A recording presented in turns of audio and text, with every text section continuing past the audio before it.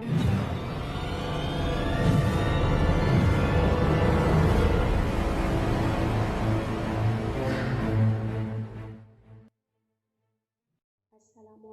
warahmatullahi wabarakatuh. Perkenalkan, nama saya Nailus Sahanda, mahasiswi Universitas Nurul Jadid semester 3, program studi pendidikan agama Islam. Tujuan saya membuat video ini untuk memenuhi tugas mata kuliah teori belajar, dan di sini saya akan menjelaskan materi yang bertemakan teori belajar sosial.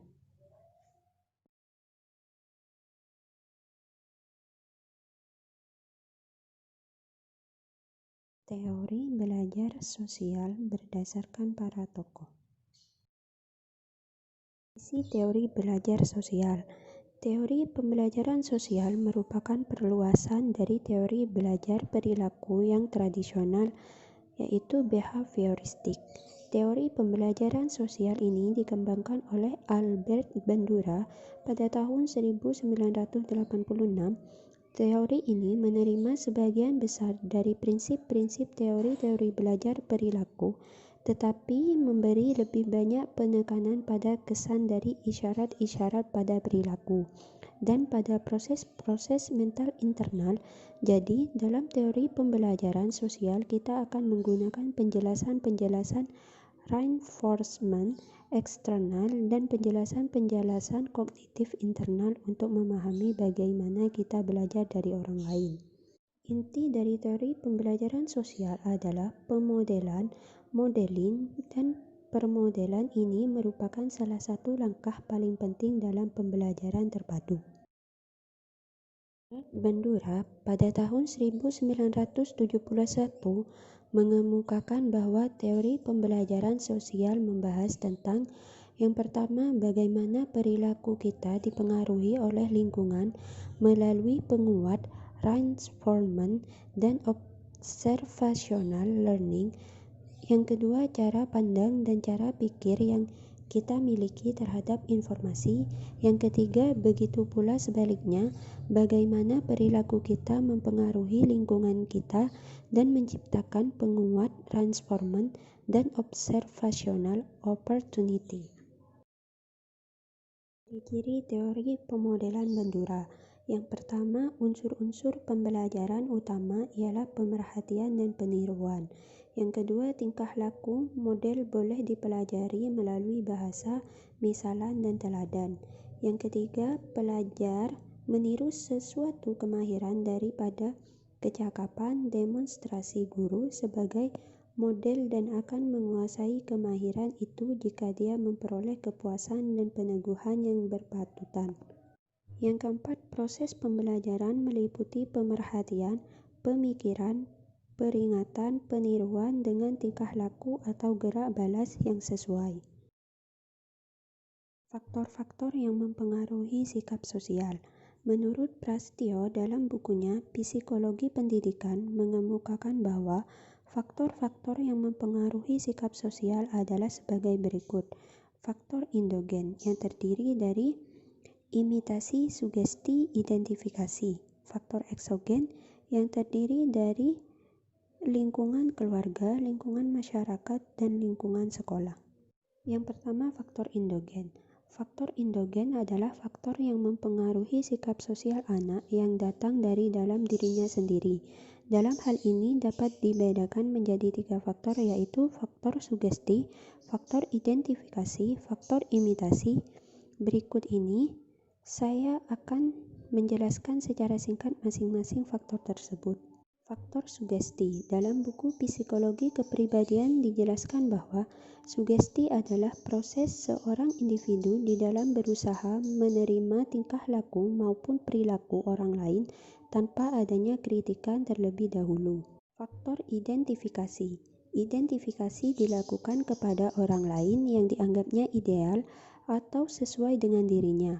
Hal ini sesuai dengan pendapat Nawawi dalam bukunya Interaksi Sosial. Dijelaskan bahwa anak yang mengidentifikasikan dirinya seperti orang lain akan mempengaruhi perkembangan sikap sosial seseorang, seperti anak cepat merasakan keadaan atau permasalahan orang lain yang mengalami suatu problem. Yang ketiga, faktor imitasi. Imitasi dapat mendorong seseorang untuk berbuat baik. Pada buku Psikologi Pendidikan dijelaskan bahwa sikap seseorang yang berusaha meniru bagaimana orang yang merasakan keadaan orang lain, maka ia berusaha meniru bagaimana orang yang merasakan sakit, sedih, gembira, dan sebagainya. Hal ini penting di dalam bentuk rasa kepedulian sosial seseorang. Yang kedua, faktor eksogen.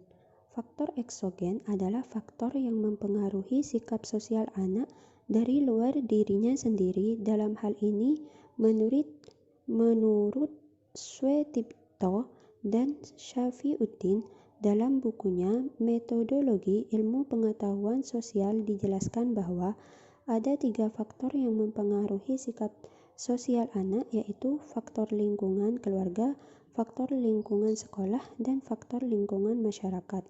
Berikut ini akan saya jelaskan secara singkat masing-masing faktor tersebut. Yang pertama, faktor lingkungan keluarga. Keluarga merupakan tumpuan dari setiap anak. Keluarga merupakan lingkungan yang pertama dari anak. Dari keluarga pulalah anak menerima pendidikan. Karenanya keluarga mempunyai peranan yang sangat penting di dalam perkembangan anak. Keluarga yang baik akan memberikan pengaruh yang baik terhadap perkembangan anak. Demikian pula sebaliknya. Yang kedua, faktor lingkungan sekolah. Dalam bukunya Psikologi Sosial dijelaskan bahwa keadaan sekolah seperti cara penyajian materi yang kurang tepat serta antara guru dengan murid mempunyai hubungan yang kurang baik akan menimbulkan gejala kejiwaan yang kurang baik bagi siswa yang akhirnya mempengaruhi sikap sosial seseorang siswa. Yang ketiga, faktor lingkungan masyarakat. Lingkungan masyarakat merupakan tempat berpijak para remaja sebagai makhluk sosial. Manusia sebagai makhluk sosial tidak bisa melepaskan diri dari masyarakat. Anak dibentuk oleh lingkungan masyarakat dan dia juga sebagai anggota masyarakat. Kalau lingkungan sekitarnya itu baik, akan berarti sangat membantu di dalam pembentukan kepribadian dan mental seorang anak. Begitu pula sebaliknya, kalau lingkungan sekitarnya kurang baik, akan berpengaruh kurang baik pula terhadap sikap sosial seorang anak, seperti tidak mau merasakan keadaan orang lain. Prinsip pembelajaran melalui pemerhatian atau pemodelan. Bandura pada tahun 1986 mengenal pasti 4 unsur utama dalam proses pembelajaran melalui pemerhatian atau pemodelan, yaitu perhatian, mengingat, reproduksi, dan peneguhan atau motivasi. Mungkin hanya ini yang dapat saya jelaskan. Jika banyak terdapat kesalahan, saya mohon maaf. Akhirul kalam. Assalamualaikum warahmatullahi wabarakatuh.